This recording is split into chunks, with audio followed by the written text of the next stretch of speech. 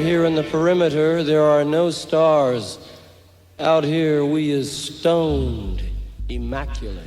Hello and welcome. This is the C86 show. I'm David Eastaugh. As you know, we love a special guest.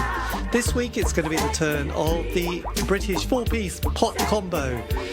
It is the one and only Spygenius, because I very recently spoke to their frontman and guitarist Peter Watts to find out more about life, love, poetry and all that other groovy stuff. This is the interview, and also I'll give you a link to their website in the notes below. So after several minutes of interesting but casual chat, we get down to that exciting subject that was the early formative years. Peter, it's over to you. Probably the Wombles. Right, classic. No, I'm not being very serious there, but no, I'm the same generation as you. So I was born '65, and so I became aware of pop music through the whole kind of glam rock era, mostly. But I was raised in a house which was, my parents were both blues and jazz enthusiasts. Right. So. And also somewhat into the folk revival of the early 60s. So I had this house that was full of blues and jazz and folk music, which was very disapproving of pop music. The closest thing we got to pop music was Bobby Gentry, actually. Which was, and the Seekers. So I had an early love for both of those. Yes. And I think that we do a lot of harmonizing, and we are nowhere near as good as the Seekers, but a lot of that comes from that. And so I say my early pop experiences were actually watching the Monkees. Yes, well, we were all there. Endless reruns of Help and Hard Day's Night on television. And a copy of, do you remember K-Tel? Yes. A copy of 22 Dynamic Hits by K-Tel, which my parents had conceded and bought for my sister's birthday party. She was a couple of years older than me. So it was a very patchy thing. And then Top of the Pops, of course. But I suppose I sort of started properly coming alive to the music that has ended up influencing the band a few years later, probably when you started to get the punk and new wave movement. So you started getting particularly the new wave bands. So I was very sort of Elvis Costello, Squeeze, Ian Dury. We went to see the Blockheads the other day, actually, who are still touring, and are still a fantastic live act, I have to say. Yes. That sort of generation. But when I woke up to it, I also started looking backwards and started to find out more about the 60s bands. So I would have been about 12, 13, and this suddenly became the thing that I was deeply passionate about. And obviously it was the Wombles that started all that. Well, absolutely. And Mike Batt is writing his book, which is coming out this September, and it has a new single coming out. So that's right. So there is new Womble music on the horizon. There is, and I think Stuart Lee's first ever gig was the Wombles. So I think so. Yeah. You can't knock them at all. 1974, there they were with ABBA.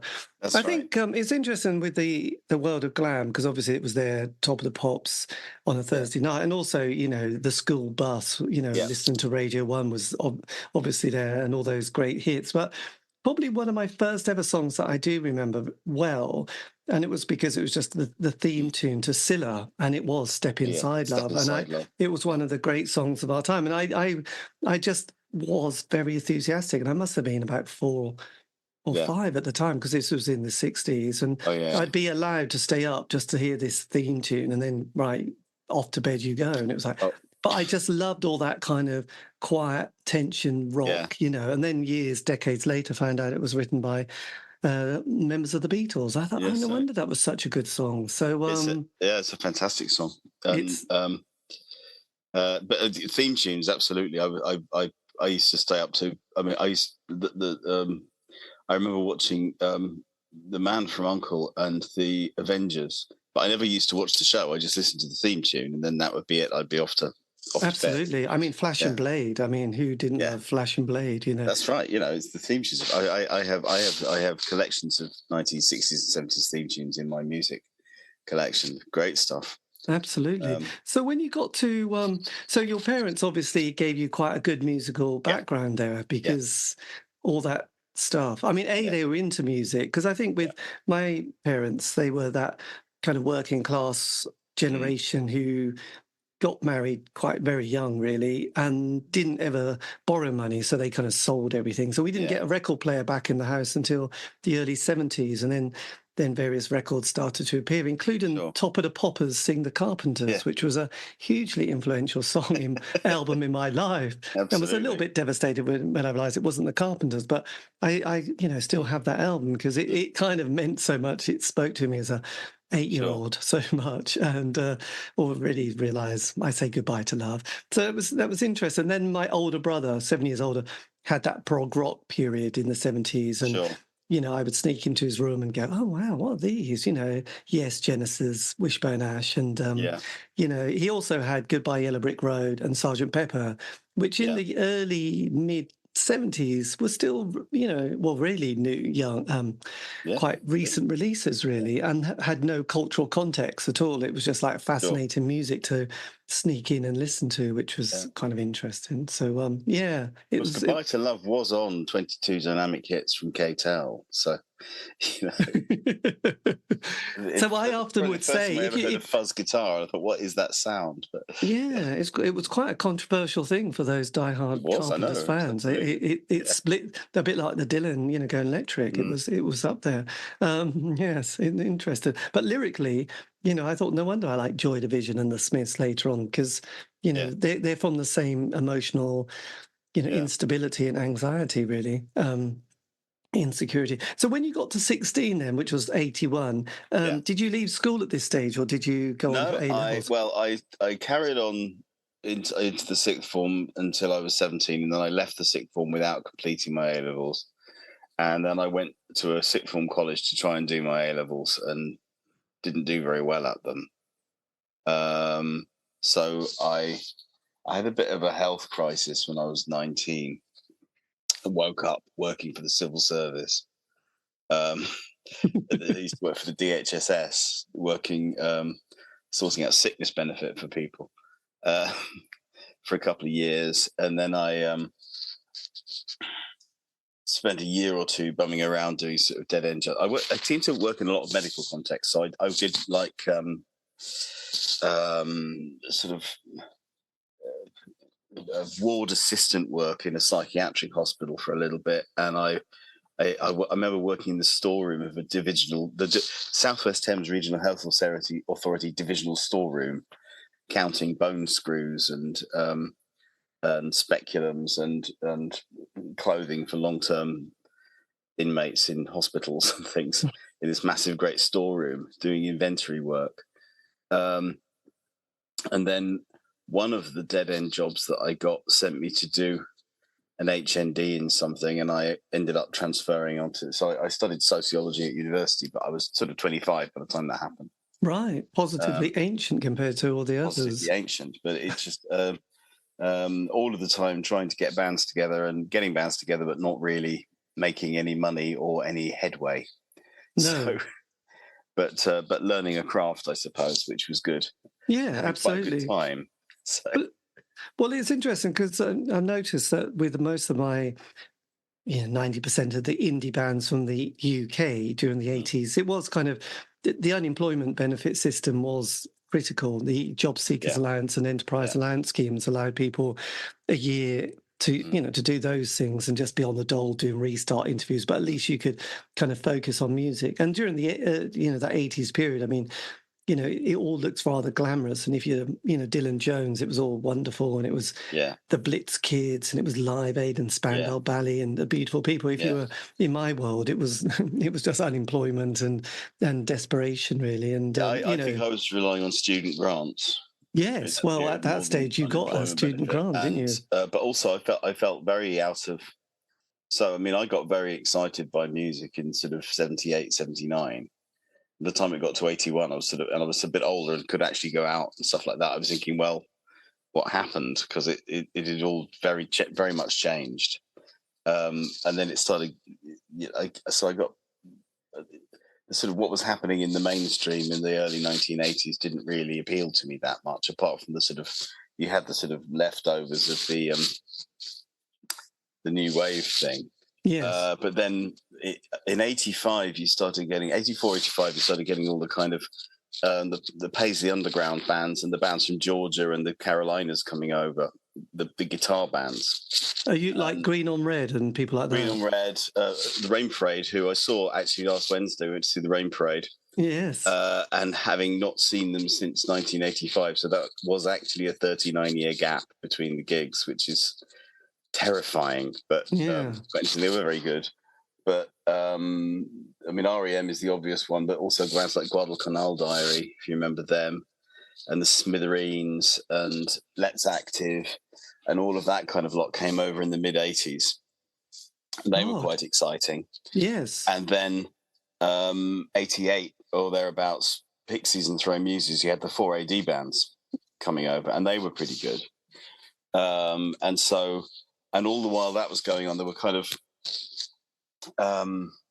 there were British acts who were not very high on the radar, who I was following quite a lot. So I was used to be really into the Jazz Butcher.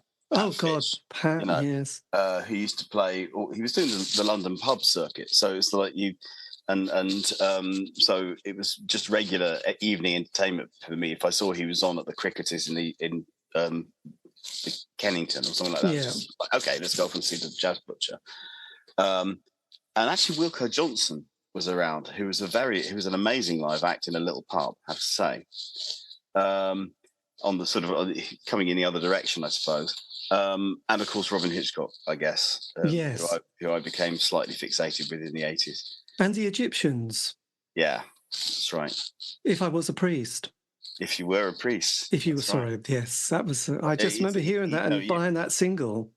That's right. It's, have you got his new book? I haven't. I probably will get it.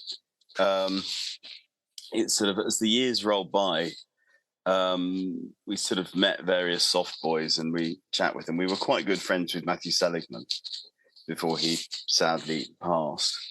And we're still on chatting terms with Kim and Morris. Excellent. Who we bump into from time to time. They're all lovely people. Yes.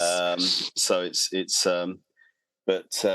yes, I mean that I guess was my musical journey. But a lot of the time I was also looking backwards. So it's sort of just trying to find out more about the music that was around in the, when I was sort of like 2 and 3 years old. In the sort of, so was it bands like the Action? Was it like the Action and those mod bands? Well, more, I think I got very into the whole West Coast psychedelic scene. So Love and Buffalo Springfield and Jefferson Airplane, that sort of area. But also all of the kind of stuff that turns up on those Nuggets compilations. Yes. Yeah, basically. Which is a kind of, I think it's an undercurrent in our music. It's because that was just, it was like learning the vocabulary. It was learning how to, the way I play the guitar is clearly influenced by that. But I mean, the way Robyn Hitchcock plays the guitar is clearly influenced by that. And so that might be why I gravitated to what he was doing in the 80s. I don't know, but it's Did you obviously a lot of American bands, so that kind of golden indie period in the UK, the Smiths, the June Brides, Mighty Lemon Drops, them too. the Wolfhounds, did that kind of tickle your fancy at all, or the Smiths, the Smiths definitely. I'm sort of nervous to mention the Smiths nowadays with we did over the rewriting history, but no, the Smiths were a massive influence. Johnny Marr is an astonishing guitar player, just to get sort of nerdy about it, but he and it's not just his technique, it was also the way he understood how to relate chords to one another. I think it's like, to me, if you listen to the Smiths records compared to the early Morrissey albums with Stephen Street, one of the things that really strikes me is that the way in which Johnny Marr uses chords to make the song move is very different, and I prefer it to that stuff, and it's just more alive, and the way he uses arpeggios is really interesting. Yes. So in terms of British bands, well, Robyn Hitchcock and that scene I've already mentioned. The Smiths, definitely. I was massively into The Cure, actually, when I was younger. Who are still... I still have a great admiration for... Robert Smith's work is cleverer than you think it is at first, if you sort of start to dissect it. As I say, Pat Fish was a major influence when I was younger. What about Stuart Moxon? Sorry? The Young Marble Giants. Was that on your radar? No, I mean, I'm being cagey here because actually one of the big influences, and I can't mention this because Ruth, who is my wife and the bass player in Spygenius, just hates this band. But XTC was actually quite a big thing. You know, who I always thought were brilliant but flawed. And so it's sort of they I don't know what it was, but so they were heavily on my do you know, I never thought about the British or American thing. I just thought I like that song or I don't. It's like it's put me on the spot now. It's like I'm feeling like I'm betraying my countrymen. Well, up to then, you know, I thought, well, there must be someone from Britain that you vaguely like. It's no, I'm sure there were. It's you know, there's it may just be a failure of memory, actually. You know, I'm getting on in years now. Yeah, so, you know, but again, I mean, it was kind of, I mean, when you're younger, there's a tribal thing that I sort of regret a bit, thinking, no, I can't like that because that's in that camp and they're not my people and I don't like that. And now thinking, actually, I wish I'd sort of embraced a bit more. I mean, it's bizarre because in the last few years, goth has suddenly become acceptable and there's 3 new books about goth, but it's like, but at the time, you know, people just sneered at the goths and just didn't like them at all, unless I've completely... But I lived with these anarchists in the late 80s, early 90s. I remember, you know, the hatred towards goths was quite something, because I remember Pete was saying that he didn't want to get buried because he didn't want any, you know, goths shagging on his grave. And I remember it was like, God, that's what goths do. I was like, my God, that's you know, so that's an interesting thing to be concerned about, I have to say. That's not something I don't know. I've never been very worried about death. I've never been very good at genres. Right. Well, there was I don't really think about what it is I'm listening to. It's like, has this got something that I like? Yeah, and it was just in the 80s. Oh, well, no, because there was where I grew up. You know, it was rock. You know, it was status quo. It was denim, two-tone. You would have got punched and, you know, beaten up for liking the beat. You know, so it was a very tribal thing. And then New Romantics come along. Where did you grow up? East Anglia in the countryside, but you know, on the Waveney Valley border between Norfolk and Suffolk. Oh, you know? wow, okay. So it was kind of, you know, it was a very working class environment, but at the same time, you know, mod was just like, oh, don't like those Ponzi people. They're just, I think So basically, two-tone, you couldn't admit to liking it, or you know, and you didn't say anything about the quo. But then, you know, I was a bit like, oh, the Blitz kids and New Romantics, they're just all Tory toffs. I don't like them, which is obviously a young person's failing.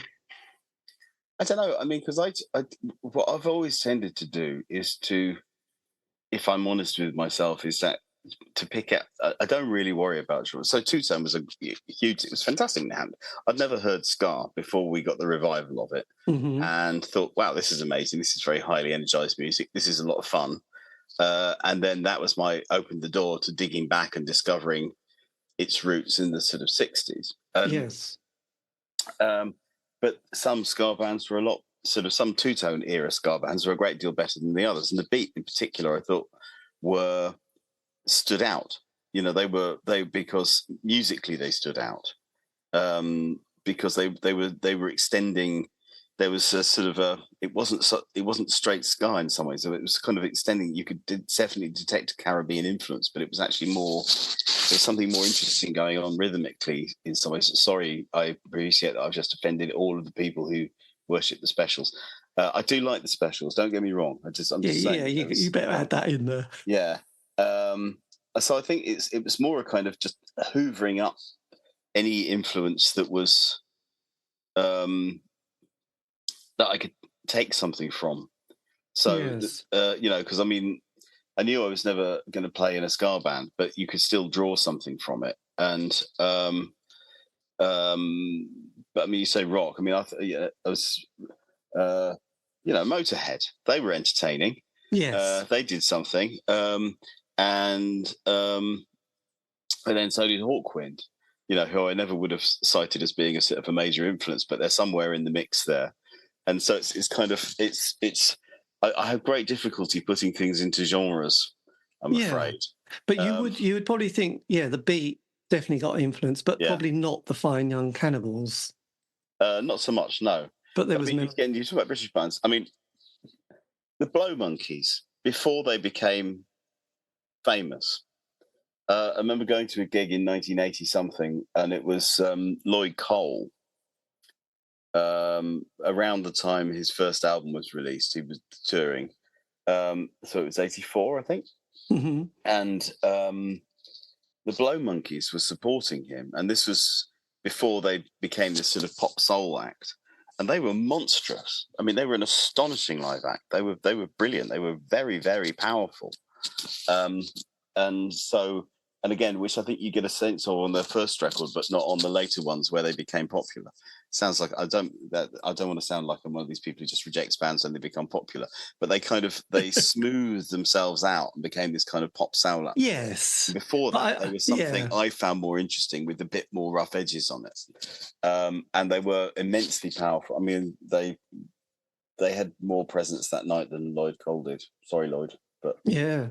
There you go. That's it. But then you mentioned again, going back to America, the 4AD bands, Muses and Pixies, and they did it. I remember in sort of '89 they both toured together, and I remember seeing that that concert at the UEA and thinking, blimey, this is good value for money. Yeah. So so obviously you were drawn towards America again. Did you then slip into the Seattle scene as well? No, not really. I think by that point, okay,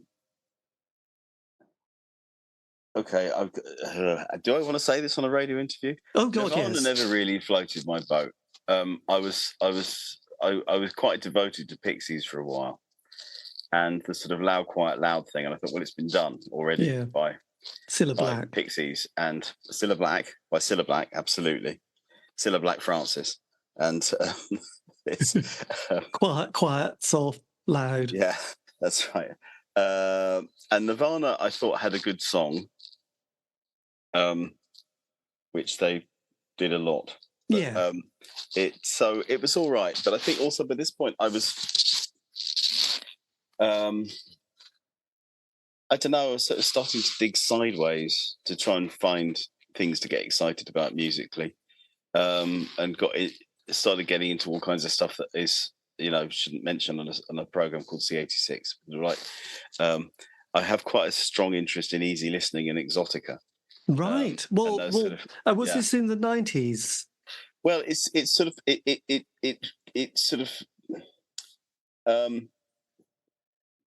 it's again, I think it's just always that I found indie music when it first started seemed to me to be an attitude more than a sound. Mm-hmm. So it was about being eclectic and doing what you wanted. And then it became, by the early 90s, there were a lot of, indie almost became a sound with very fuzzy guitars and kind of, it's around the sort of shoegaze period. And I was more excited by the idea of sort of bizarre eclecticism. And so you would get bands that were just really odd doing, I'm trying to think of some examples of what I'm talking about. Do you remember Jesus Couldn't Drum? No. Jesus Couldn't Drum. Yeah, it's not a great. It was a record that was in the house I shared with students, and it was just a bizarre record and just sort of odd. Or bands like Kissing the Pink, who again just did what they were doing was just just slightly sideways of normal life, and I thought that music started getting a little bit, indie music sometimes I think got a little bit formulaic. I suppose there was that period. There was obviously you had the Smiths, 83 to 87. Then Ecstasy, they broke up. So you got that mad Chester sound, didn't you? The dance, everyone started raving and dancing, and then you do, as you mentioned, shoegazing with My Bloody Valentine, and Yes. Then there was Carter, the unstoppable sex machine started to One night appear. only, I was in a band called Helena Bonham Carter, the Unstoppable Fruit Machine. But Nice. it was only one night. One night. And I think we had several names actually that night, but it was So as we slipped into the kind of from the Thatcher years to the Major period, did you embrace those sounds like, is it Mike Flowers? And then there was the compilations like Car Wash, and people started getting into a bit of a groovy scene. And then Mike Flowers not so much because he was too pastiche for me. But again, I started sort of digging backwards. So you had a lot of kind of there were a lot of in the late 90s, weren't there? There were all these CDs coming out of kind of groovy tunes that were recorded in the mid 60s with orchestras and stuff like that. And I started hoovering that stuff up. And some of it's great and some of it's really not. And incidental music from TV shows. So somewhere I've got a CD which is all the incidental music from The Prisoner, which is... I can't remember what label, but I do remember this particular... It seemed to be from memory, which is now 20, 30 years ago. Yeah, there were labels that would certainly just be churning this stuff out all the time. Ultra Lounge was one, which was... there was the Ultra Lounge collection, which was a lot of stuff recorded in the 50s and early 60s in the Capitol building. Back to America again, sorry. I'm horrified at how American I'm sounding, because I always thought what we did was distinctly British. But anyway, and again, it's very variable, but it's just so what I found that I was doing is if I found what was going on at the time not that exciting, I'd sort of dig backwards and see if I could find something or go sideways. So I remember those compilations now. It was, as you mentioned, on Capitol, and it had, that's right, Mambo Fever and Bachelor Pad. Fever, that's right. Wild, Cool and Swinging, the crime scene, Cocktail Capers. Yeah, A Bachelor in Paris. A secret fondness for bossa nova. So it's kind of, I don't just mean the Pixies record, I mean actual bossa nova. Yes. And so I would just sort of dig about, but I'm a terrible dilettante. So I just sort of stick my toe in the water of a genre and see what's interesting about it and then move on to something else. But it's good. So did you kind of start embracing a bit of a dandy scene, with, you mentioned The Prisoner, and there'd been that, there was a club, wasn't there, in London? I know there was there? What was it called? Called Alice in Wonderland, and it was all a bit. It embraced a lot of those kind of. I think it's one of the things that has characterized my musical career is my own pathological lack of coolness, which wasn't a deliberate thing. I sort of courted it in the early days and then realized that it was beyond my ken to know how to be cool. And so dandifying never really worked because I'm quite short and I have a massively big head compared to the rest. I just looked ridiculous, whatever. So, if I went to clubs, I would go to watch the band, So, what I do is I go straight down the front, stand onto the stage, and I watch what they're doing because I want to figure out how they do it. Yeah. And sort of being. So I never really understood how to be part of a scene, if I'm honest. No. And to be honest, yes, very few people did. So as the 90s progressed, when were you starting to form bands, and when did you sort of suddenly get your... my first band in 1979 or something. Right. What was this called? I can't remember. It was just a terrible band that was, with school kids. Yes. And the first band that I was in that was in any way worth remembering was a band called the Murrumbidgee Whalers, who managed to make almost no dent at all on the music scene in the late 80s, and I think we broke up in 1990. Apart from putting out one track that is on not the C86 but the C88 compilation, the Cherry Red compilation. Oh my God, yes. Which is a song called Giving Way to Trains. Later covered by Spygenius, I have to say.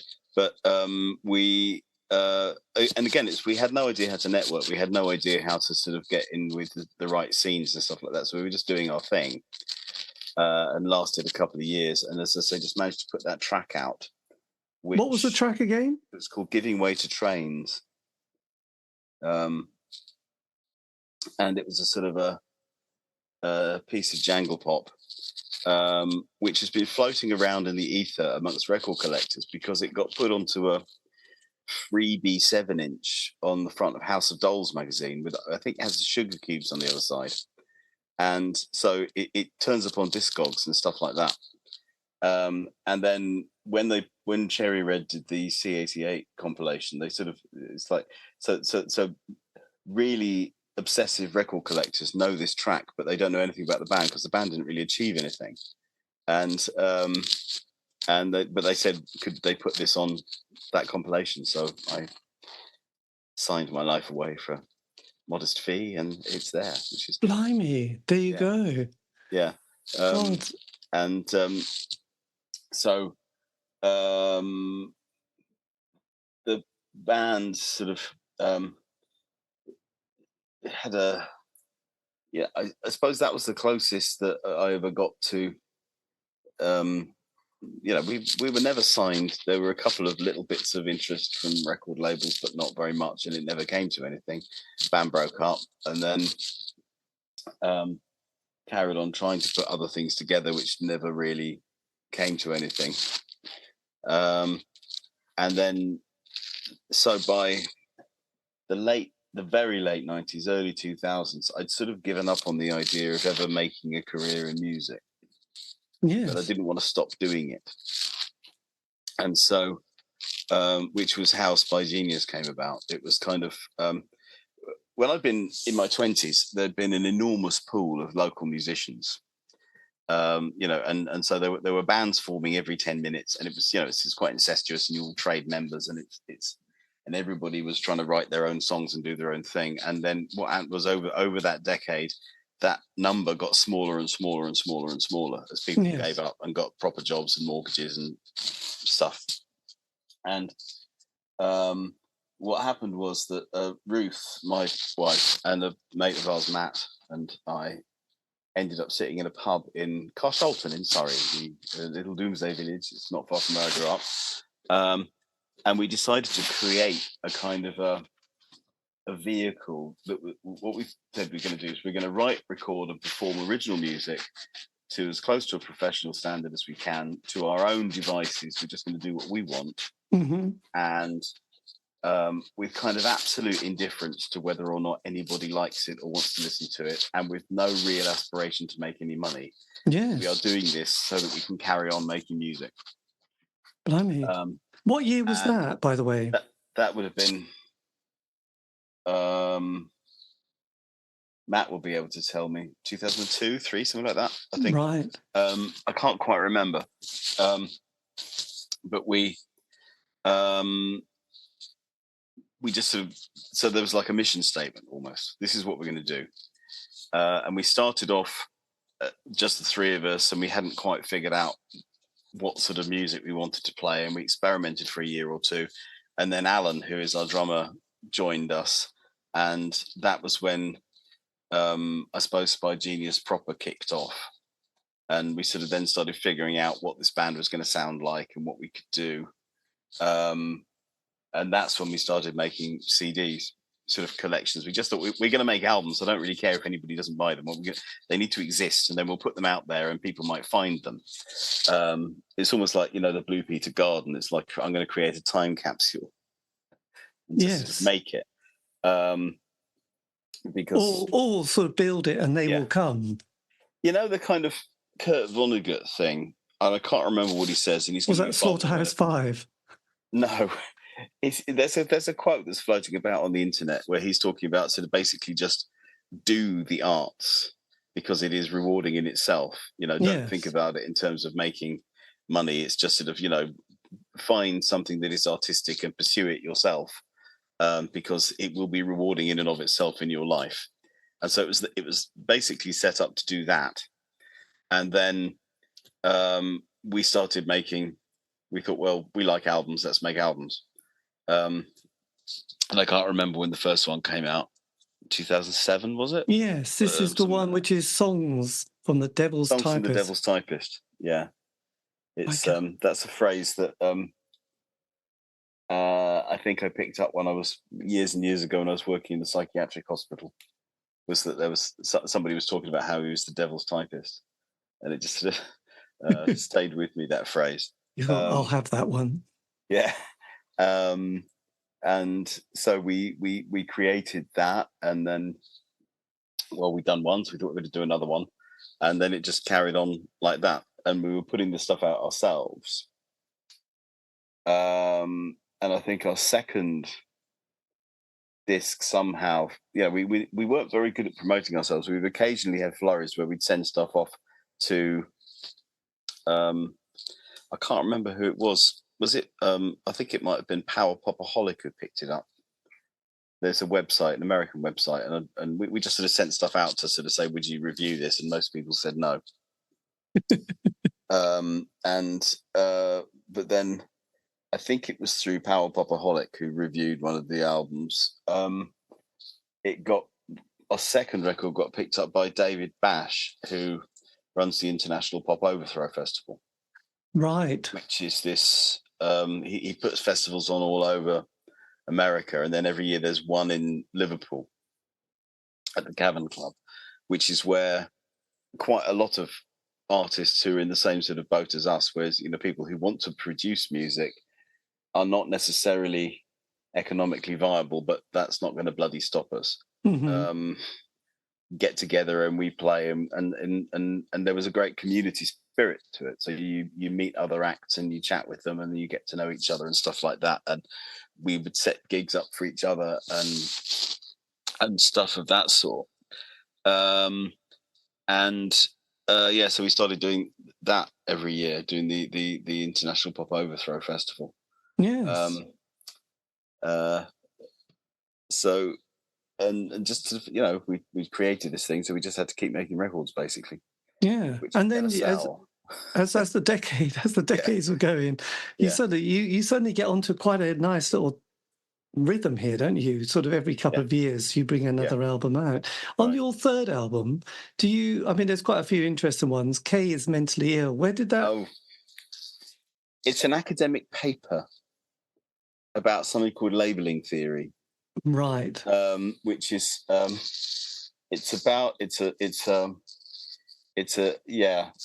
can't remember who wrote the paper now. Is about the way in which people, if somebody's behaving strangely, people will come up with a narrative to explain their behavior. And so the paper is about somebody who's got the pseudonym K, who is behaving a little bit oddly in the group. And so the rest of the group kind of almost like conspire to define her behavior in terms of being mentally ill.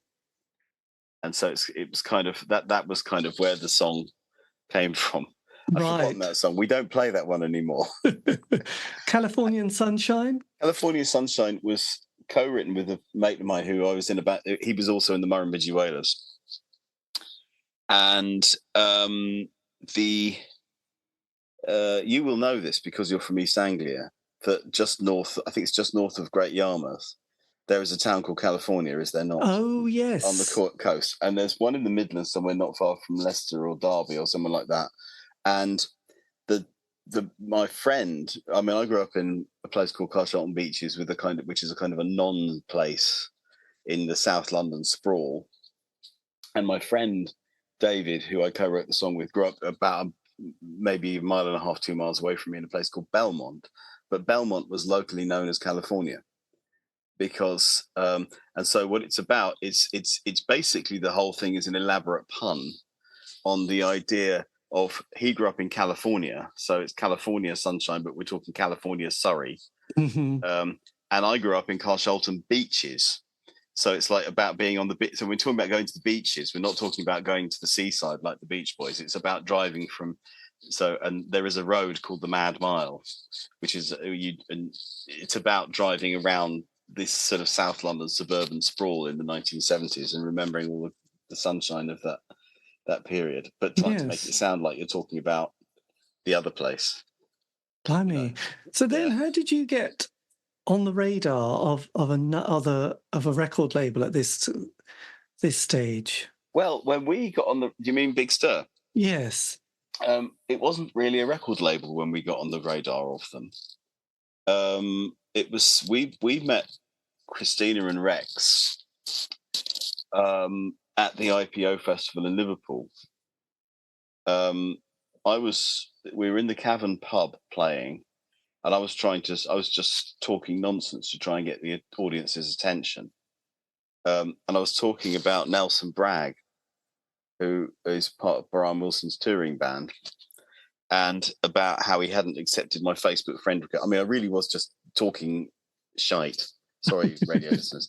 To just try and, saying, if anybody knows Nelson Bragg, could they get him to say yes to my friend request? And Christina and Rex walked in, bedecked in paisley. And at the time, Rex bore a passing resemblance to Nelson Bragg. And he said, when I'd said this, and he just said from the audience floor, he said, no, I don't know why he hasn't accepted your friend request, but the next time I see him, I'll ask him. Because he knows now, and I didn't know that. So it was just a coincidental thing. And so after the gig, we started chatting with them, and actually shared a sense of humour more than anything. And they were over here doing a sort of Big Stir mini tour. So it was actually, I think that was the next year. They'd come over and they were just doing a couple of gigs, and we just got to know them a little bit.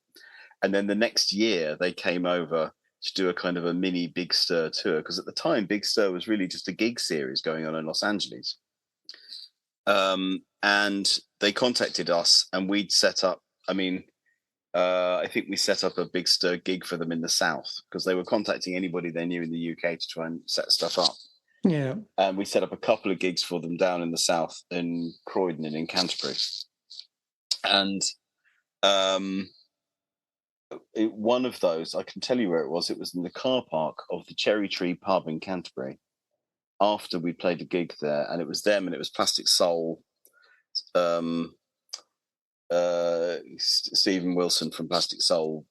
We are very good friends with him, and another band who have since disappeared. But we were talking about trying to kind of extend from the gig series to a kind of a collective, and it was sort of, it seemed to me to be similar to the kind of idea we'd had for Spygenius. We're going to create this vehicle so that we can carry on making music, and we support each other. And we'd been thinking for some years that the International Pop Overthrow festivals are great, but they only last for a few days. So you've got these few days when you get to meet all these other acts who are trying to do the same thing, and you try and connect with them and see who you can buddy up with and who you want to work with. And then it's over for a year. And we sort of thought it'd be great if that actually carried on a bit longer. And they seem to be thinking the same terms. So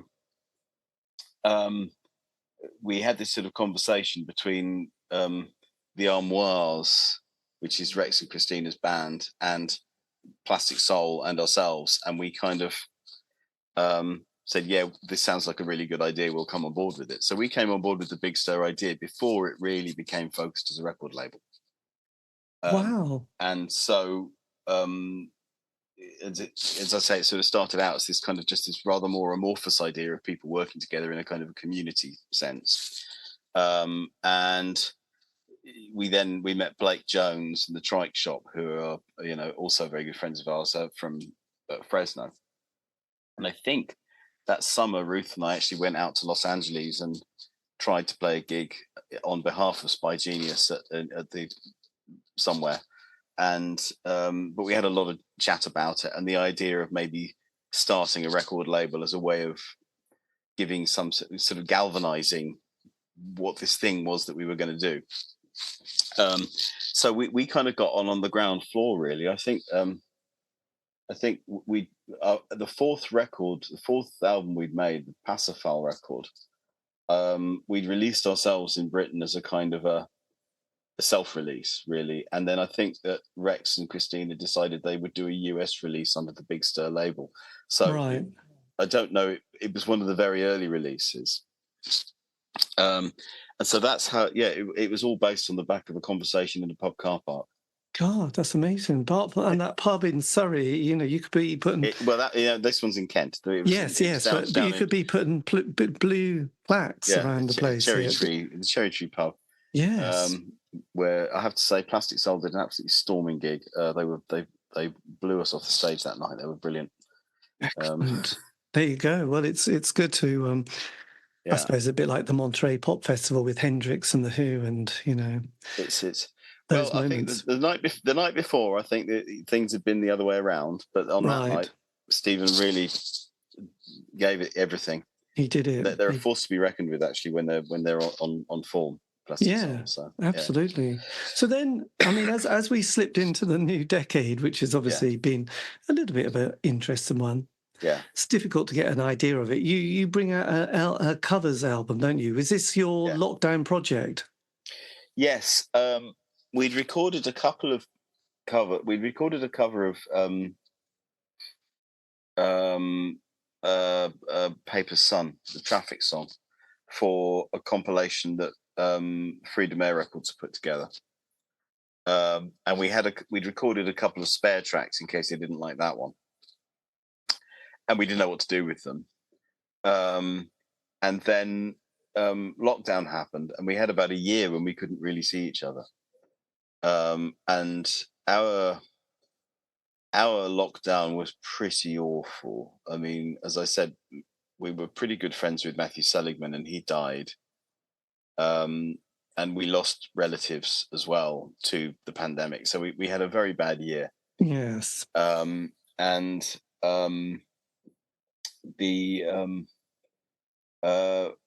was sort of concerned the band would fizzle out, because we don't make any money, so it's kept going by sheer artistic passion, and so thought that we needed to have a project that we could do remotely to keep us going, and just had this idea of putting a covers record together, because we were developing our next proper album, but I didn't want to, we needed time to learn those songs and figure out how we wanted to play them. Oh, the other thing we had was a cover of we'd already recorded a cover of Therapy by Plastic Soul.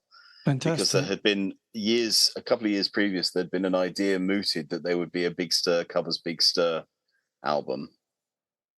And I think we were the only people who ever actually recorded a track, so that didn't happen. But we'd done this cover of Stephen's song, which we completely turned it around and turned it into something else. So we had a few tracks sitting about that we didn't know what to do with. And I thought, well, why don't we just record another bunch of covers? Because we can do that remotely. It's really just to kind of keep us in trim. So they were all assembled piecemeal, because it was the only way we could work. And what I wanted to do is try and pick a bunch of songs that were not necessarily the kind of songs that you'd pick to try and win an audience over, but were songs that actually had some kind of impact on us as a band. Yeah. So one of the very first conversations that Matt, our keyboard player, and I ever had was about the song structure of Is That Love, the Squeeze song. So we thought, put that in. There's a song by Gene Clark, because I think Gene Clark was probably the person who gave me the idea that I could possibly write songs.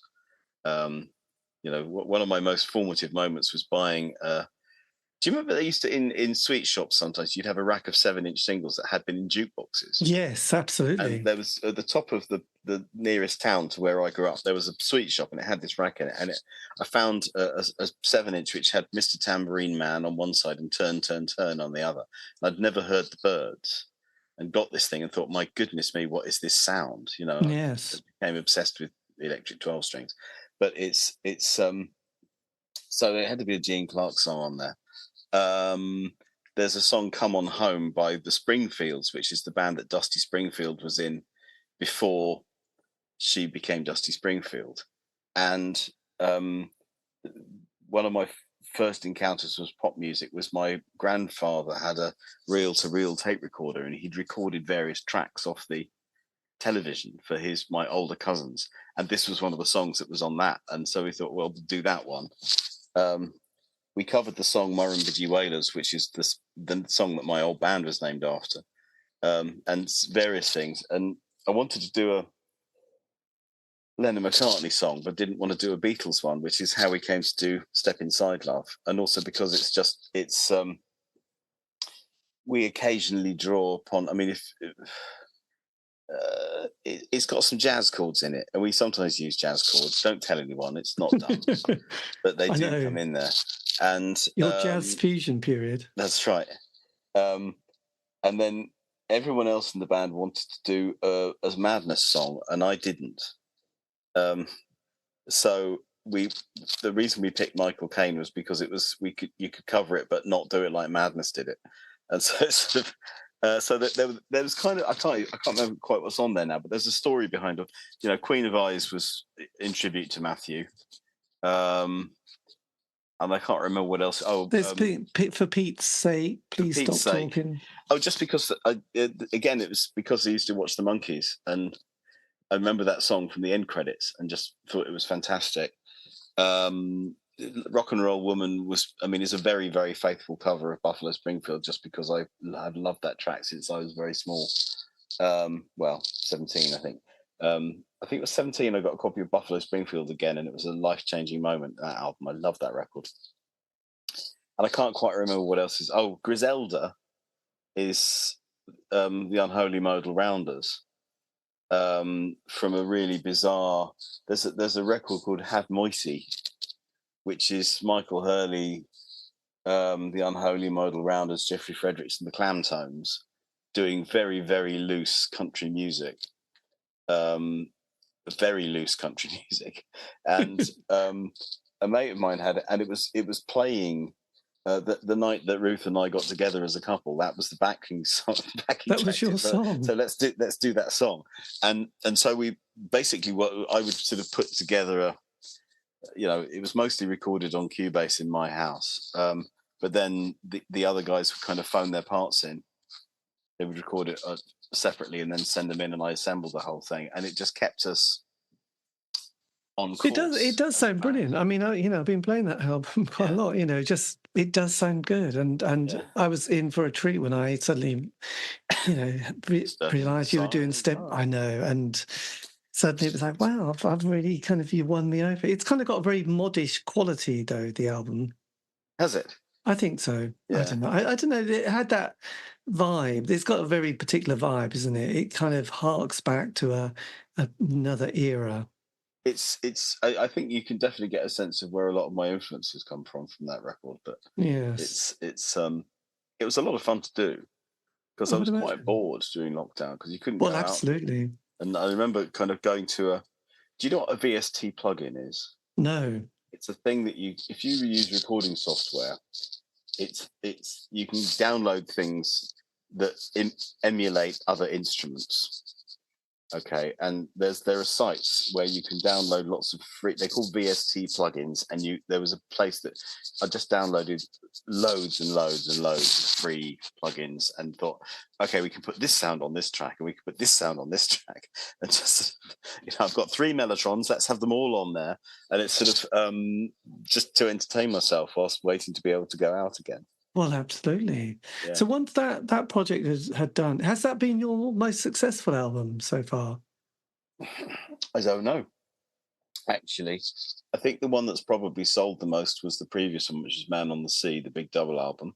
Right. That may be because it was also released on vinyl, which is way too expensive to do again. But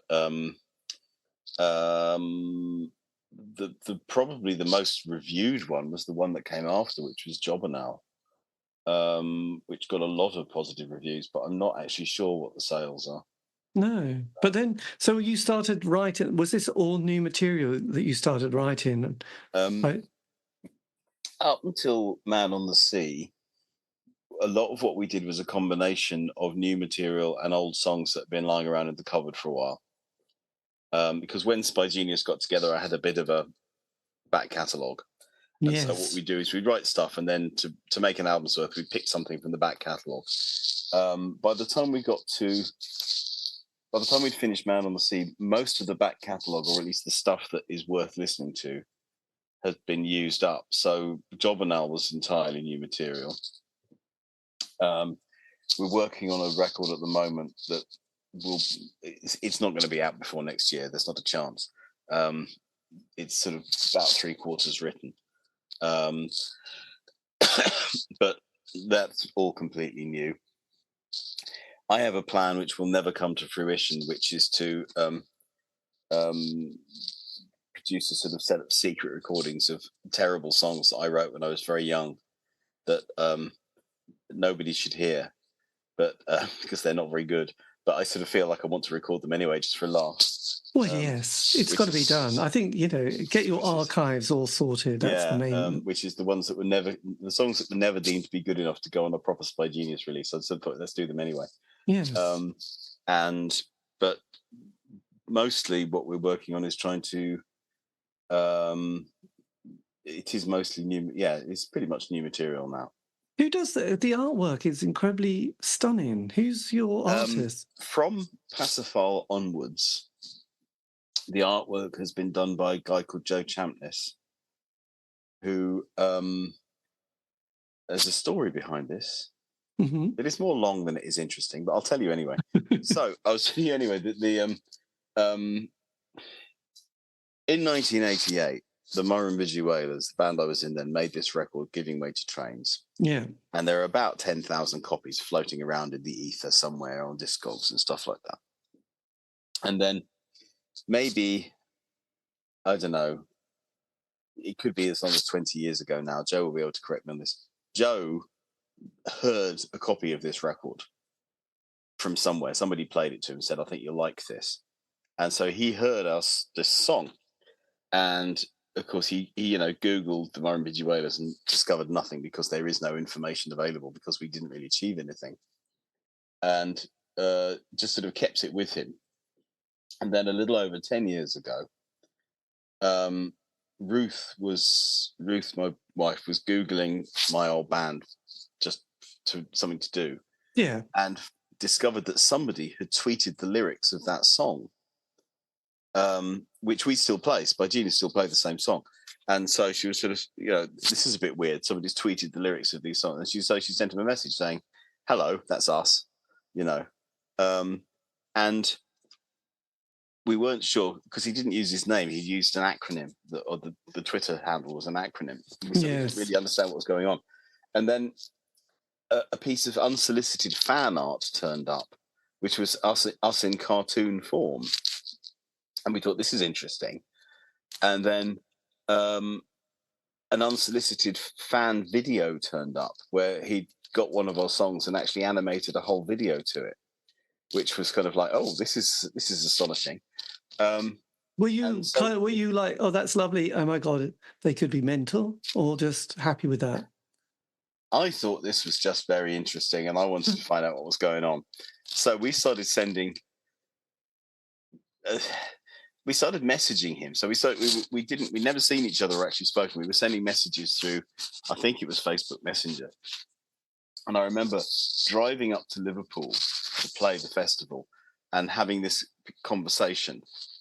And I was driving and Ruth was basically typing in anything I said, and realized that this guy, whoever he was very, very familiar with the Ruttles, if you remember that. Yes, absolutely. Yeah. To the point of knowing the script.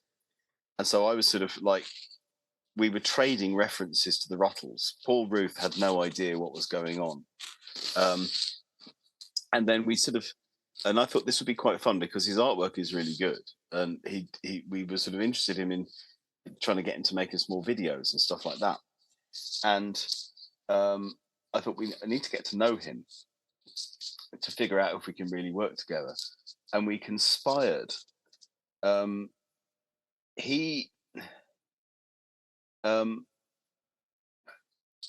had been, how do I put, I don't know, it's like he had been trying to work up the courage to ask if he could illustrate some of the lyrics of our songs. And I thought, yeah, this isn't a bad idea. But so what we decided, we conspired to produce a book of illustrated lyrics of a band that nobody had ever heard of, and then not tell anyone where to buy it. And so what happened was we were sort of trading ideas. It was like sort of how we would send each other an idea of what the illustration might be, or I would send a lyric over and then what I thought might go with it. And I think we were slightly daring each other to stretch the boundaries a bit just to see what would happen. My favorite memory of this is getting into a conversation of him where we were talking on Messenger through the medium of Derek Guyler. So do you remember Derek Guyler, who played the policeman in Psychs? Oh, yes. Yes. And so rather than using words, we were finding pictures of Derek Guyler on the internet, which would express our mood. And we were just sent, and I mean, there is a limit to how much conversation you can have. But so we came up with this. There is this book called the Spygenius Book of Forbidden Fruit Cocktails, which you can get if you know where to get it, but I'm not telling you. Oh my God, that's like Masquerade. This is the one with the gold. It is a little bit like Masquerade. It's also, do you know anything about pataphysics? No, pataphysics. You know, would that help? Joan was quizzical, studied pataphysical. Yeah, it's a kind of a joke pseudoscience that was invented by a guy called Alfred Jarry, who was one of the founders of the Theatre of the Absurd, and I was very into this stuff at the time, and so it was just we decided to kind of. There is this in France. There is the Collège de Pataphysique. And they went through a period where they decided to go into a period of occultation where they would do nothing and not be seen by anybody for 25 years, which they did. They disappeared for 25 years and then they came back again. And it's just sort of, so it was sort of in that sort of spirit. And I wrote an unintelligible preface about how to write lyrics, which was just kind of deliberately unintelligible. And Joe illustrated the whole thing. And we got to know each other, so we got to know how each other thinks. We produced this entire book. And having done that and then hidden it away so people couldn't find it, we then thought it's just obvious to try and to get him to do the artwork. So, I mean, if you look at the artwork for Pacifier, which was the first one he worked on, with us, there's a whole kind of storybook that goes with it, which is very much in the same kind of genre as or the same vein as the secret book, right? The idea of Pacifier was to make a concept album the wrong way around, because none of the songs were not written as a concept album. It was about seeing if we can actually make a concept from songs that had no connection to each other. So it's a pretend concept album, but not a real one, for the joke. And then he started doing posters for us, and the panda is again it's comes out of this one of these long conversations that Joe and I had. It was about I was trying to persuade him to do a full-length animated feature about Spygenius with animal characters, and he wasn't going to do that because I mean the amount of work would be ridiculous. But we just played with the idea a bit. And then one of the characters was Satchmo Panda, who is this sort of slightly pathetic everyman character. And then the panda then became the kind of the motif that now is the defining image of Spygenius. My God, that's an amazing story. Yeah. And so we just it was we both had a taste for the surreal, and we really fired. Yeah, we were just very bad for each other. Yes, I can. Yeah, there was a pataphysics. We must check that out. So yeah, blimey, that's quite a lot to digest actually on that one bit. I've never actually come across a story quite so extraordinary. Yeah, so now you've become slightly, a kind of creative collaboration between the two of you. Yeah, I mean, I think it's sort of, yes, I would say so. I mean, it's like as soon as we got anything, it's like we would go to Joe. We're not doing quite as much as we used to. And did I just briefly on the book? Did you do a book then? That's out there somewhere. It is possible to obtain an actual physical book. Yes. How many did you print? Well, there are various places now where you can upload a virtual book, which again can be printed as a one-off or in small runs. Right. So there may only be about sort of 15 physical copies, but it is possible to obtain if you know where to look. If you know where to look. Going to your website, is that a non-starter? I've got not a clue. It's on Lulu, basically. If you Google it, it'll come up. But it's you can also get a PDF version, which is a lot cheaper. Yes. But it's got all Joe's illustrations in it, and it's got a lot of the lyrics, and it's got as I say, this I don't like explaining what the songs are about, and so I thought what I would do is I would write something which had to be honest, so explain kind of the process I go through in writing a lyric, but I wanted it to be as hard to read as possible. So I had to tell the truth, but it was just like I wanted to make it really, really arcane, because it's like if you're going to ask me what my lyrics about, I'm going to say go and read my prefaces, and then that will explain it to you. But I don't know that anyone's actually got through it. Yes, well, I think it was kind of a throat clearing exercise. I never expected anyone to see it, so it was sort of all right. It was an experiment. It was a piece of experimental writing. But yeah, it's you can find it, and we discovered that Joe has actually done naughty things with his illustrations that we didn't know about. So Ruth discovered the other day that there is a site where you can buy mini skirts with her cartoon face emblazoned all over them. Because there are all these places where you can get the sort of like items like skirts and cups and key rings with bespoke designs on, and they just do them as a run-off. And Joe has clearly uploaded his illustrations of us to various places like this. Excellent. Which is very funny. I know, my God, it's just a creative. Yeah, well, no, I'm fascinated. That's going to be quite a lot of. But again, it was in the spirit of just kind of like you've got artistic people feeding off each other, and that's what it's about. What happened when we met was that we both were able to kind of, you just get that kind of echo chamber thing where it's like, here's someone else who thinks like I do, and then you can bounce ideas around and you end up with something that's bigger than what either of you could come up with on your own. Yes, absolutely. Which is for me it's what Spygenius was about. It's what Big Stir was about back in that car park in Canterbury. Yeah, or the pub in Surrey. So were you a fan of Randy California and Spirit and Potato Land? I listened to Spirit back in the day. They didn't quite click on my register in the way that other bands like Love did. So I probably need to go back there, especially as we played the umpteenth Dream of Dr. Sardonicus festival. Yes. I was feeling a little bit underqualified. So it's like I only have Spirit record. I've got records, and I can't play records at the moment because the cat jumps on the record player. So it's like the cat's huge, so it's not a fight I'm going to win. But yeah, it's I have such a backlog of music that I need to catch up with.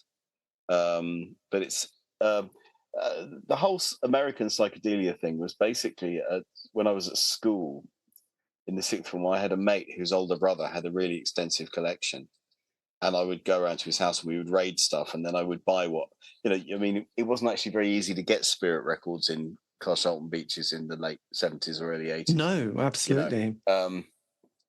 And so it was just a question of getting what you could. I mean, I remember finding a copy of Future by the Seeds in a record shop, just like, what the hell is this? And buying it and thinking this is an astonishing record. It's just like bizarre record because it's the Seeds trying to be psychedelic, and it's half successful, but it's very entertaining.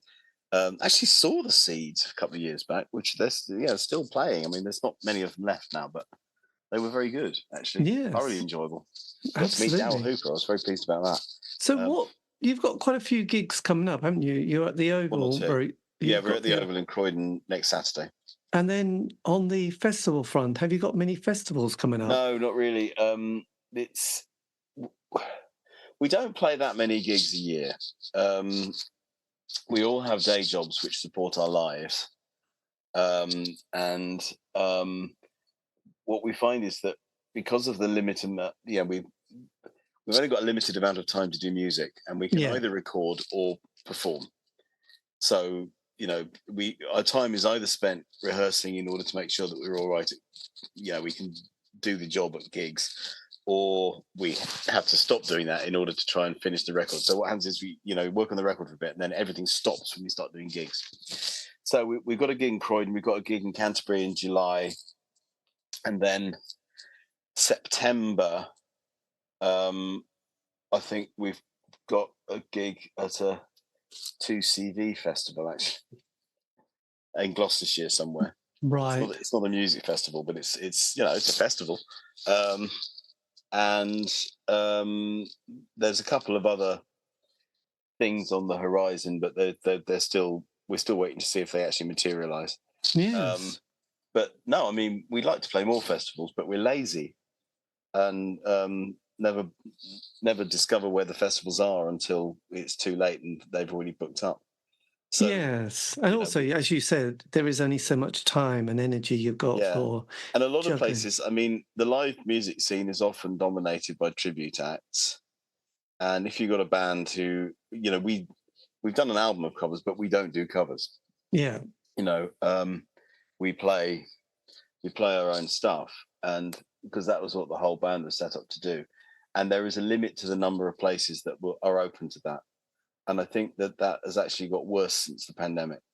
So there were more, you need venues or events that are either set up for original music or where they've got a passing trade who are into listening to music and are quite tolerant. And there seems to have been a contraction of those opportunities since the pandemic, sadly. Yeah. So we're going for quality over quantity. Well, absolutely. Yeah. So does that mean you're still on Big Stir Records? Is that we're still there at the minute? Yes. So you're yeah. Everything we've released to date is available through Big Stir Records, certainly. And you've got a new album in the pipeworks. There's something brewing, but it's not going to be for a while. We haven't had any discussions yet about when or how or where that will be released. We've got to finish it first. Yes. Is the songwriting, is that quite a laborious process, or does it come quite quickly? I think it's not that hard to write a song. It's quite hard to write a song that you like. And it's quite hard to write a song that you like that you feel you're not just doing what you've done before. So it's a question of, and again, it's something that takes quality time. So for me, it tends to come in fits and starts. So I get a block of time and then I'll sit down and I'll try and to see if I can create something. And, so you get an idea and then it might come together quickly, or it might sit around and gestate for months before you figure out what it is that the song wants to do or needs to do in order to turn it into something. Yeah. So I think a lot of people who write songs talk about the idea that they don't really feel they've created and they're sort of channeling something. And it's about really just trying to keep yourself open to the moment when the muse strikes, and then you can get the thing out. And if the core idea is there, then the rest of it you can make work through just kind of craft. Yeah. If you haven't got the core idea right, the song is never going to come together, I think is the thing. So it's about just being open to, the idea. It could be a musical direction, it could be a lyrical fragment, or just a kind of a concept of, wouldn't it be good to write a song about such a thing? But because on the last album you had some very, I was just wondering, do the titles come first or the ideas? Because you've got some song. Pardon? Depends on the song. Right, like Mandy Rice Davis applies. Mandy Rice Davis applies was my fury at the British political class. Do you know the phrase? It's quite an old-fashioned phrase. It's from the Profumo scandal. Yes. Where I forget the name of the she'd been accused of having an affair with a lord. I can't remember which lord it was, and the prosecuting counsel said, Lord so and so says he's never met you and has had no relationship. And she said, well, he would, wouldn't he? Yes, I remember that line. And there was a lot. This was around. You had Brexit, and then you had the pandemic, and there was a lot of dissembling from our political representatives, and a lot of kind of a lot of hyperbole on television from one person in particular, I have to say, who may be sort of blonde with scruffy hair, and are sort of saying, and that sense of just like. So Mandy Rice Davis applies in the sense of, yes, you're making that claim, but you would say that, wouldn't you? Because it's in your interest to say that. And because there was a whole kind of nostalgia thing going on, I thought there was a lot of, people were kind of always looking backwards. We must get back to the glory days of Britain. And I was thinking, well, they never existed. But so it's a kind of a fake nostalgia. And so it seemed appropriate to pick an anachronistic tagline to write about that, that kind of very jingoistic thing that happened a few years back, and the great dishonesty of it, which seems to be, that there are various chickens going home to roost right now, aren't there? I think in terms of that political dishonesty. Yes. So it was about a song that people could join in with if they wanted to express frustration with the kind of dissembling and hyperbole of the British political class, I suppose. So were you on that, the song actually before that, the Marvellous Mendacious Time Machine? Yes. Was this also looking similar back? kind of thing? Yeah. It's about that kind of backward-looking nostalgia, but also slightly about most of my songs are me reflecting on my own foibles, because I don't think I can, it's like you've got to be very careful before you point the finger, because you've always got other fingers pointing back at you. So I am a great lover. I have a great nostalgia about me. I love old TV shows and I love old music and all that kind of stuff. And I have a great fondness for it. And so part of it is about me checking myself, and I think it's a lot of the musical scenes that I'm involved with are people who are looking backwards to golden ages that have gone, whether it be the golden age of psychedelia or the golden age of power pop or whatever. And so it's kind of a little bit about the dangers of nostalgia, whether it be political nostalgia or musical nostalgia or whatever, because you get frozen. Yes. And so, I like the musical language of psychedelia. I like the musical language of jangle-pop. I don't want to do a replication of what people were doing in 1966 or 1986. I want to take that vocabulary and do something else with it. And so it's kind of a little bit about that, but it's as much about my own relationship to the past as anyone else's. But again, it's sort of like the descending chord progression in the chorus is a descending chord progression that has been used by 1,000 other people, and that was deliberate. It's like, I'm going to take this cliche and re-articulate it in a different context, and I suppose it's and then there's all the references to newspapers, which also is a bit late. So with the penultimate track, Narcissist, was that also Narcissus? Yes. Yeah. Was that where was that inspiration from? That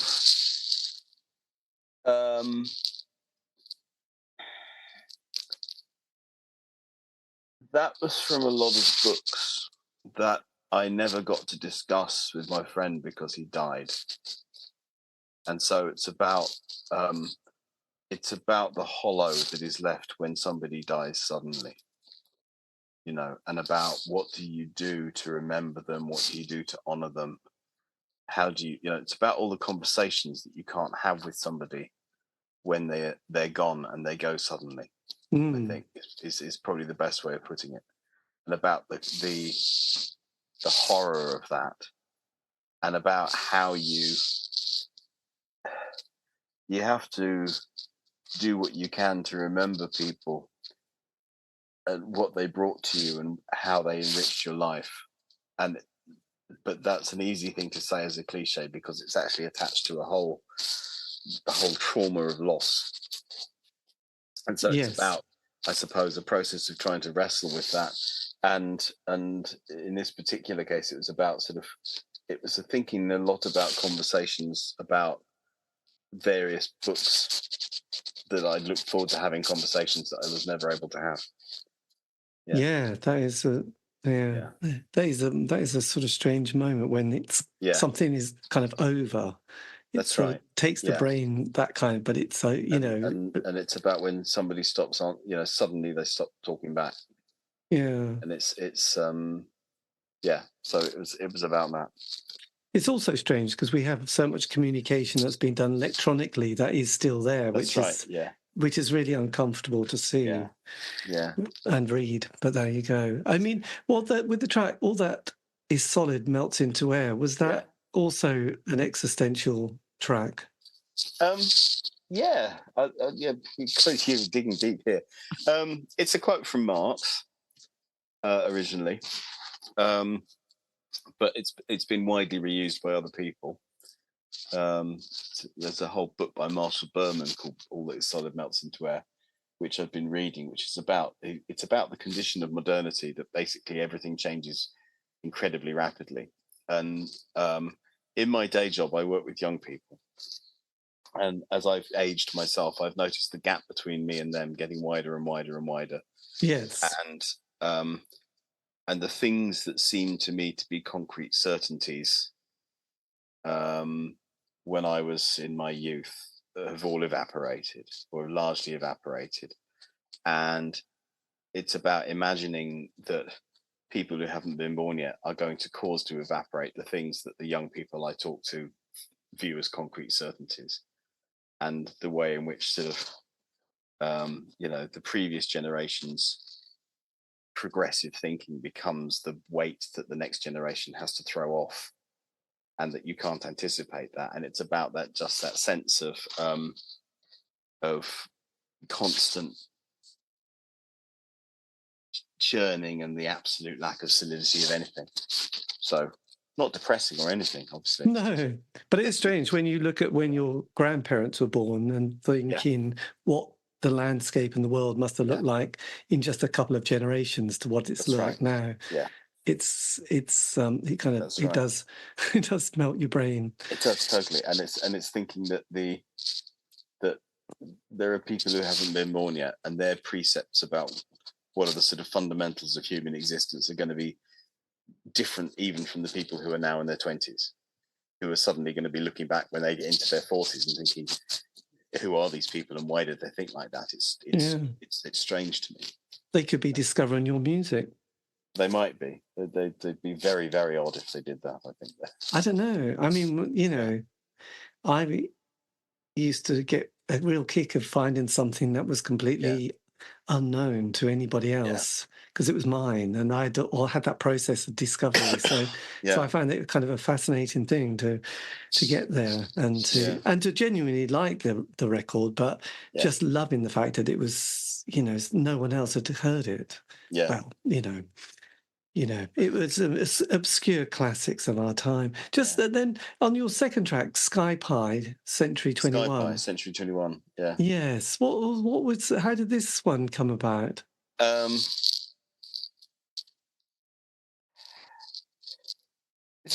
getting stuck now because they're all about the same thing, really. All the songs on there. It's sort of like, basically, I'm writing "Won't Get Fooled Again" over and over and over again.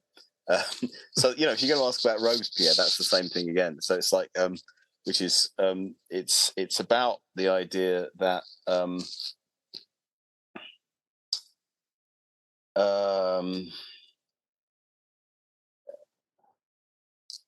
again, a lot of that album is actually about the way in which political discourse is shifting, and that it's about the polarization of political discourse. Yeah.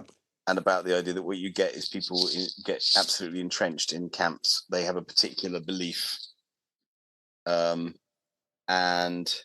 will shout very loudly if anybody criticizes that belief. Personally, I welcome criticism of anything, I think. because that's how you hone your understanding, and that's how you get to understand things better. Yeah. You know? And it's like, if somebody sees the world from a completely different point of view from mine, I want to know what that is. I want to understand it, because I may have made a mistake, you know. And it's about, so, you know, it starts off, you don't know, man, and neither do I. Is saying, actually, it's a song in praise of doubt. It's saying, you know, you've got to have the courage to doubt the things that you think you believe, because you may have just foreclosed your own understanding to the point where you're missing something really vital.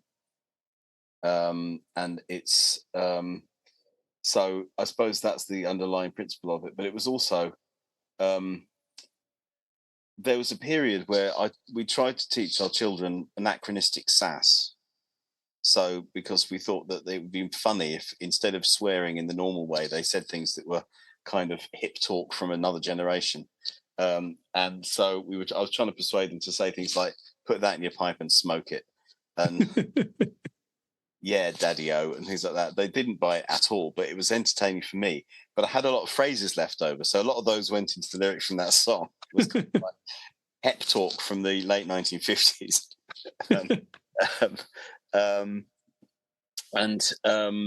But it was, yeah, it's kind of like, there's an awful lot of pie in the sky. There's stuff that, you know, it's,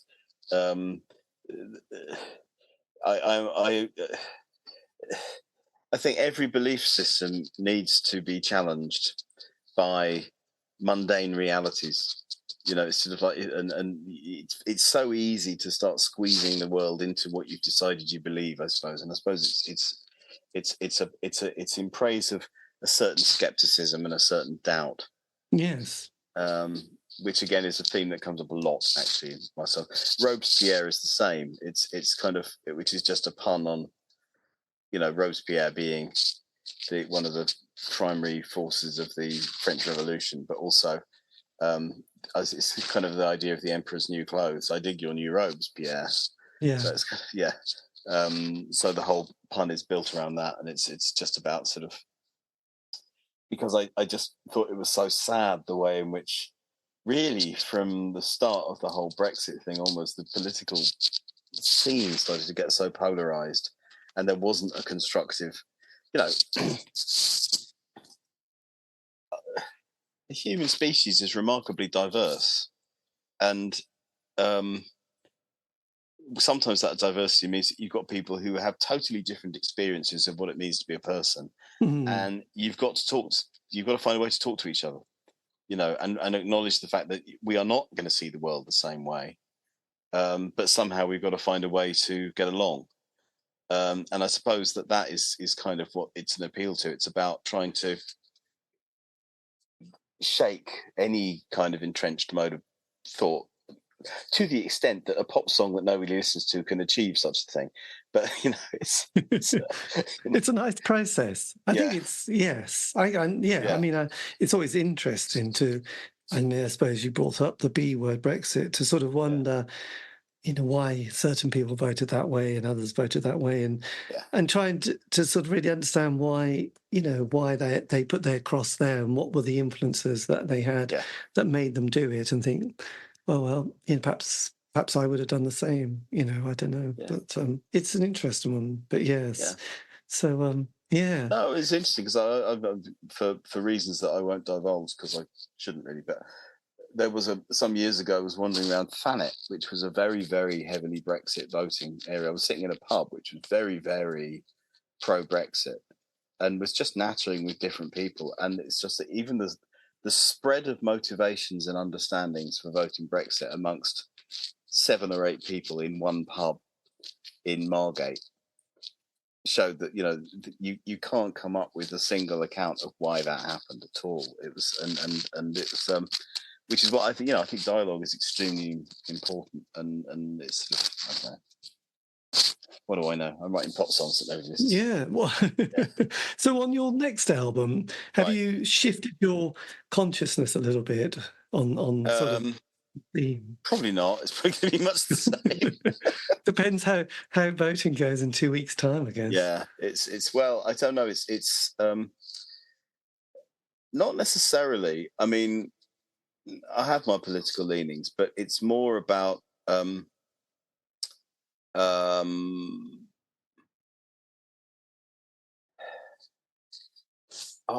don't know. It's sort of, you've got to. I think what art is good for is confronting you with your own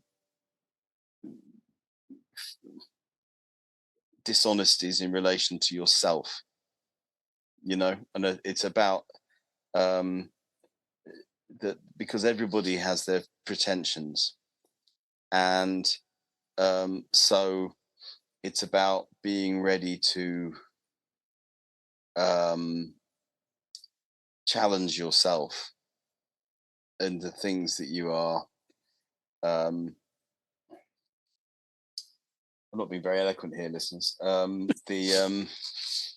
Sort of, I don't know, sort of, like I say, most of my songs are about me trying to explore an issue that I've got a problem with personally. And but then if I was just talking about me, that would be horribly narcissistic. So it's got to be something that also potentially has resonance for others, but it's up to other people listening to it to figure out what that resonance is.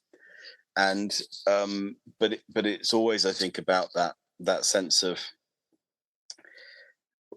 I love the line in Strawberry Fields Forever. Yes, I think I know, I mean, yes, but it's all wrong. That is, I think I disagree, or something. Yes. Yeah, and where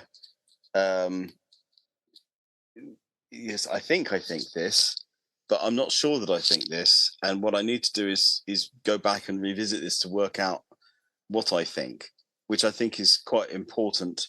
And it's something that art can do, because what it can do is it can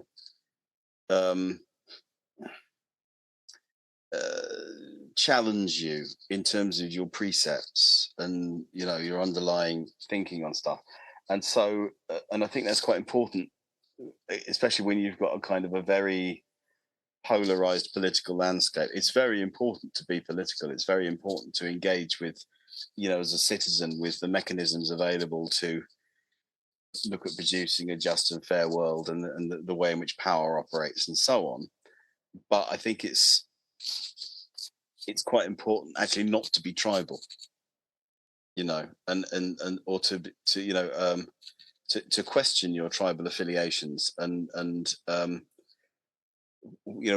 why am I here in terms of in this location politically? Why am I thinking like this? And in a way that sort of pure political discourse doesn't really do, because it's about trying to galvanize a particular point of view. Sort of, we see the parties doing it now, giving you 1,000 reasons why you should vote for them rather than vote for someone else. I love the line too in For What It's Worth. People carrying signs mostly say "Hooray for our side," and there's a lot of "Hooray for our side" going on. So I think that the art can be something which makes you question the whole "Hooray for our side," whichever side it is you're talking about, and then you start to get to the actual way in which people live underneath. I'm not saying my songs do that. That's way too much of a claim. But that's kind of what I've got in mind. Yes. Is that the sort of existential realities are way more complex than the kind of sense-making narratives that we put on top of them. And so it's about trying to explore that a little bit, I suppose. So I'm still doing that. Yeah. And a lot to do. You mentioned tribalism, but it's a lot to do with identity, isn't it? And how we think that we appear in the world, and are often quite surprised when somebody says, "Oh, I'm this sort of person," and what often I find myself choking and going, "Oh my God, I don't look at you at all like that. I think of you more like this." But I know that would probably destroy them. So you just go, "Well, okay, that's fine." Yeah. At the same time, it would speed up their therapy process, because their therapist probably won't know them enough by that conversation to say the thing that probably would cut straight through to say, "God, you're not at all relaxed and easygoing. You're the most uptight person I've ever met." But that would be like the end of a friendship. At the same time, might be a bit too upsetting for them to know that when they come in the room, their presence is like, "Ooh, blimey," it's changed the vibe quite a bit. So, identity is quite interesting, but the stories that we tell ourselves are even more important, really. Yeah, it's true. But I mean, I think at the end of the day, you can only ever really be a therapist to yourself. And if you find somebody who can help you with that, that's marvelous. And so, again, in terms of songwriting, if they, a lot of songs for me have been a very handy reflective surface. So somebody's, I've never met has written a song for their own purposes, but you can listen to it and then think, actually, I know that they're not talking to me, but there's something in that song that has made me readdress my own relationship to my own life in a particular way. And so that's something that songs can do. Yes. And I suppose I've got that in mind when I'm writing. In terms of people's own relationships to their own identities and their own foibles, everybody's got to find their own way, haven't they, really? But you can be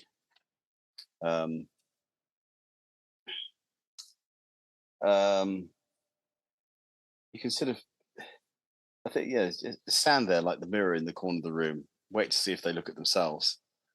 Do you know what I mean? That doesn't make any sense at all. There is a mirror in the corner of the room that I can see that you can't, you see, which is why I might have thought of that metaphor.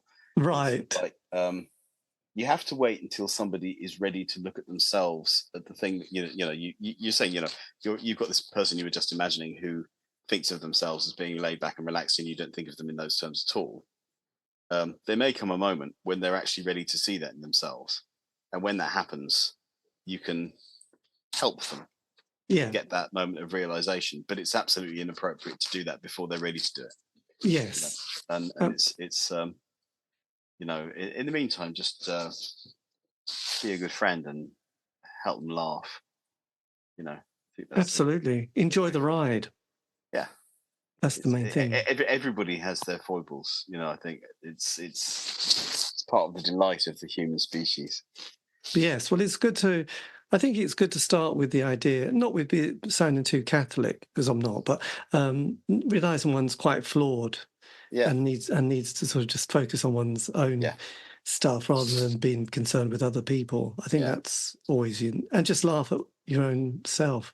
I think the ability to laugh at yourself is a tremendously healthy one. Yes. I do. It's again, I mean, that's the theme that comes up in some of our songs. Absolutely. It's about the idea of finding yourself slightly ridiculous, but not in a kind of a self-destructive way, in a way that you just have to burst the bubble of your own pretensions, because it gets you closer to it's really pretentious having talked about that, but isness, just sort of like being, it's just like you're here, you're alive now, stuff is happening, the mundane is what there is, and it's glorious, and it's very easy to distance yourself from it with complicated ideas, and I'm the worst for that. So for me, it's about it's constantly about trying to kind of just bring yourself back down to earth. Absolutely, Major Tom. Ground control, yeah.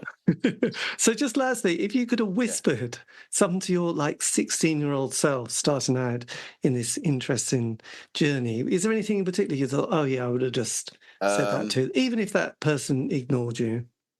Oh, if my 16-year-old self? Yes, you would have said, look, kid.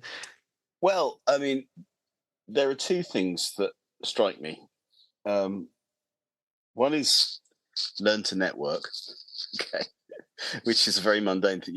It's sort of networking is far more important than you think it is.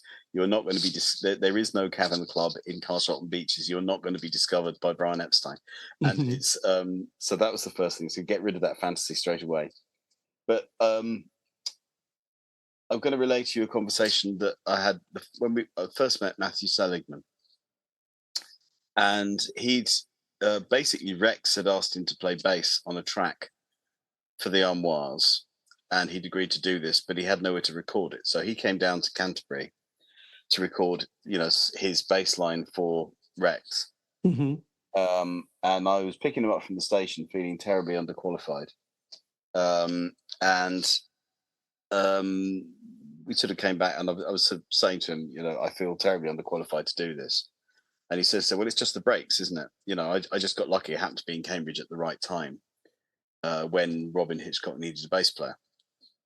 But he talked about this idea that he just sort of, he worked on this principle of just saying yes to opportunities, which I didn't learn until a lot later in life, and just sort of saying, if somebody gives you an opportunity, just say yes, something, and the way in which saying yes to one thing can generate opportunities you hadn't thought of. Yeah. And I think when I was 16, I was sort of constantly trying to work out every step in the process and wouldn't do anything unless it was absolutely the right thing to do. And I think if I just been more open to just saying yes to whatever came along, and to an extent going out and looking for things to say yes to, I will say, but it was just that sense of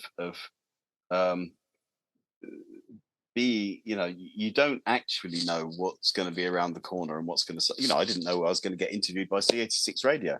No. Till, and it's just like, and when it comes on, just say yes, be open to the opportunities that are there for you. Don't overthink it. Just, look after yourself. Don't hurt yourself or anyone else, but drink in whatever there is while you're here. Take every opportunity. And it doesn't have to be, don't think in instrumental terms, sort of, is this opportunity going to get me the record deal that I want in order to become a global phenomenon? Just kind of, because you might find that it's something that is completely mundane, but you get an amazing life lesson from it. Like, working as a psychiatric hospital as a teenager because it was the only dead-end job available. That was an astonishing life lesson, doing that. Just be open. I think that would be the thing. Don't be afraid of screwing it up really badly. It's all right. It's over then, and you just go on and do something else. It doesn't. Making catastrophic errors doesn't mean that's who you are. You can just pick yourself up and start again. Absolutely. Yeah, something like that. I don't know. Something like that. That's great. I think there was that book, wasn't there, by Joe Galliano, some years ago. What celebrities talking to their 16-year-old selves, and Joe is actually. I think he's Matt, our keyboard. I think he's Matt's cousin. Oh. And a major Beatles fan. I remember meeting at Matt's wedding, and we just sort of went off into the corner and had a sort of Beatle fest together. I'll have to have a look at that. Yes, well, that sounds good. Yeah. But look, thank you ever so much for this. If you want, I can always send you the link, and you can always put it on your Facebook page, but that would be magic. But look, thank you for your time, Peter. It's been a pleasure. Lovely to talk to you. Yes, good luck with the summer and working on the new album. Brilliant. Thank you very much. It's been brilliant. But anyway, look, have a lovely night. See you later. Yeah, bye-bye. Bye-bye. Bye. Listener, is the end of the interview. I know, tragic. But anyway, massive thank you to Peter for giving me the time for that. That's Spygenius. I'll give you the link to their website in the notes. Also, this has been the C86 Show, David Eastaugh. If you want to contact me, you can on Facebook, Twitter, Instagram, just the C86 Show. All these interviews have been archived. Aren't you lucky? On Spotify, iTunes, Podbean. It's true. Have a great week. Stay safe.